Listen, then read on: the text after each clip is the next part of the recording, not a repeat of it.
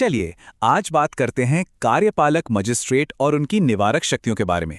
ये एक ऐसा विषय है जिसके बारे में हम सुनते तो बहुत हैं, पर शायद गहराई से समझते नहीं।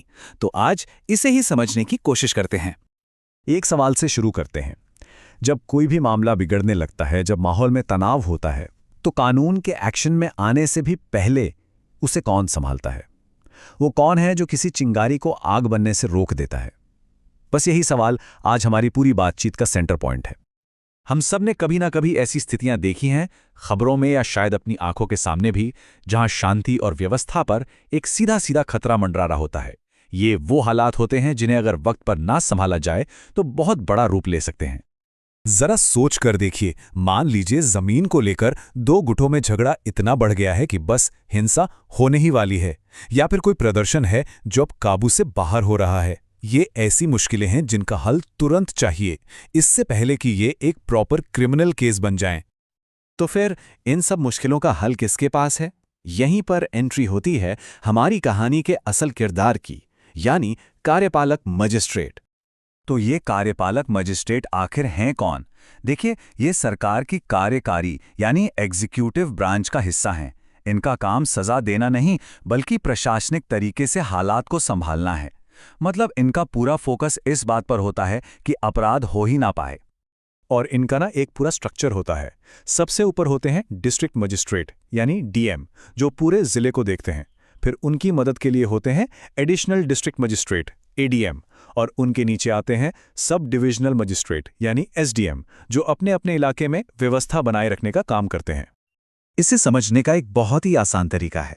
कार्यपालक मजिस्ट्रेट को एक फायर इंस्पेक्टर समझिए, जिसका काम ये देखना है कि कहीं आग लगने का खतरा तो नहीं है। वो फायर फाइटर नहीं है जो आग लगने के बाद उसे बुझाने आता है। उनका रोल पूरी तरह से प्रिवेंटिव है।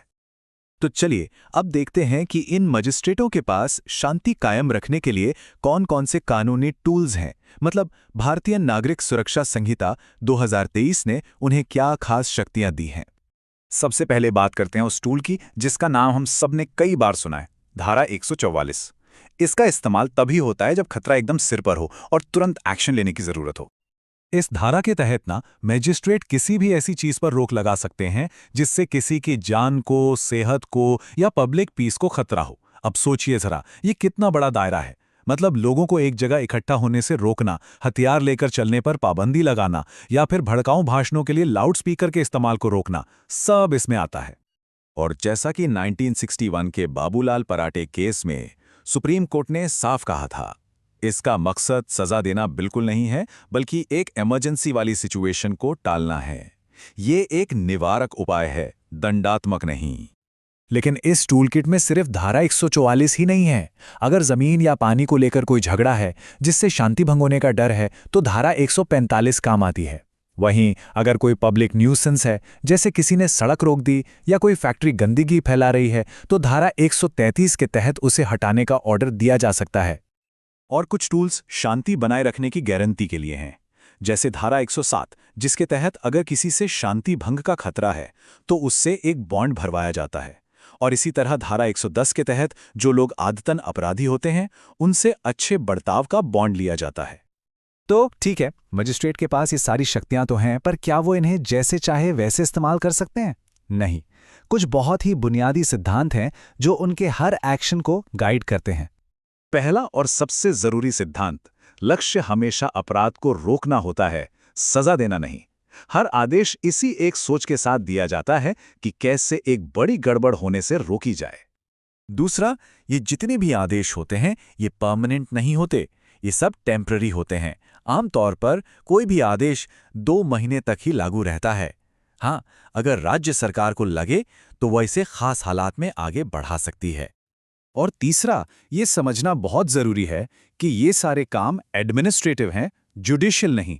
मतलब ये किसी कोर्ट का फैसला नहीं है, ये प्रशासन का एक कदम है लॉ एंड ऑर्डर बनाए रखने के लिए।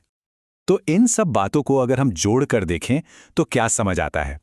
पूरे क्रिमिनल जस्टिस सिस्टम में एक कार्यपालक मजिस्ट्रेट की जगह कहाँ है? ये एक बेहतरीन समरी है जो सब कुछ एक साथ दिखाती है। धारा 107 शांति भंग रोकने के लिए, 133 पब्लिक राइट्स बचाने के लिए, 144 एकदम इमरजेंसी वाले खतरों के लिए, और 145 जमीन जायदाद के झगड़ों में व्यवस्था बनाए रखने के लिए। हर एक का मकसद एकदम साफ है। तो इन सारी शक्तियों और सिद्धांतों को देखकर हम एक बहुत ही जरूरी नतीजे पे पहुंचते हैं। समाज की सुरक्षा में उनका स्थान क्या है? वो है, पहली, कार्यपालक मजिस्ट्रेट क्रिमिनल जस्टिस सिस्टम में डिफेंस की पहली लाइन है। वो पुलिस और कोर्ट से भी पहले आते हैं और प्रॉब्लम को बढ़ने से पहले ही पकड़ लेते हैं। और आखिर में एक सवाल जो सोचने वाला है, क्या ये शक्तियां व्यवस्था बनाए रखने के लिए एक बहुत जरूरी टूल हैं, या फिर ये शक्ति का एक ऐसा नाजुक संतुलन है जिसका इस्तेमाल बहुत बहुत ज्यादा सावधानी से होना चाहिए? इस पर सोचिएगा जरूर।